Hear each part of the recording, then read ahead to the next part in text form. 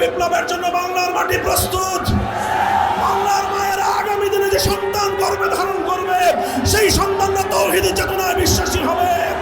শুধু আমার কওমি মাদ্রাসা নয়, আলিয়া মাদ্রাসা, স্কুল, কলেজ, পাবলিক এবং প্রাইভেট ইউনিভার্সিটির প্রতিটি ছাত্রের কাছে তাওহীদ ফিল হাকিমিয়্যাত আইন তৈরি করার সার্বভৌম ক্ষমতা, এক আল্লাহর একাত্মবাদের বিশ্বাসকে প্রতিটি ছাত্র জনতার কাছে তোমরা পৌঁছে দেবে। দেখেছি বারবার আল্লাহর জন্য, আল্লাহর দ্বীনের জন্য যখন রক্তের প্রয়োজন হয়েছে, এই বাড়িয়ার মাটি, শহীদ বাড়িয়ার মাটির শহীদদের রক্তের দ্বারা ইসলামের ঝান্ডা এবং ইসলামের বৃক্ষ সিঞ্চিত হয়েছে। আমরা দেখেছি 2001 সালে যখন আল্লাহর কোরআনের ফতোয়ার ইজ্জত রক্ষা করার জন্য সেই ইসলাম নামক বৃক্ষের গোড়ায় শাহাদাতের রক্তের প্রয়োজন হয়েছিল, শহীদ বাড়িয়ার শহীদরা অকাতর রক্ত দিয়ে ফতোয়া নামক সেই ইসলাম এবং কোরআনের বৃক্ষকে তারা সিঞ্চিত করেছে।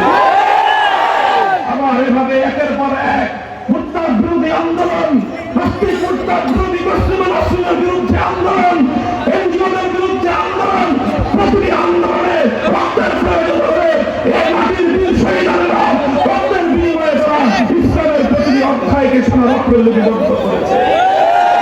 2021 সালে যখন আবার এভাবেই মুসলমানদের রক্ত নিয়ে হোলি খেলা নরেন্দ্র মোদীকে যখন বাংলার মাটিতে এনে বাংলাদেশের স্বাধীনতার সুবর্ণ জয়ন্তীকে কলঙ্কিত করার চেষ্টা করা হয়েছিল, শান্তিপ্রিয় প্রতিবাদে নির্দয়ভাবে পাখির মতো গুলি করে হাসপাতালিতে মুসলমানদের সন্তান, এদেশের অনাদায়ী গ্রামের প্রিয় সন্তানদেরকে পাখির মতো গুলি করে হত্যা করা হয়েছিল।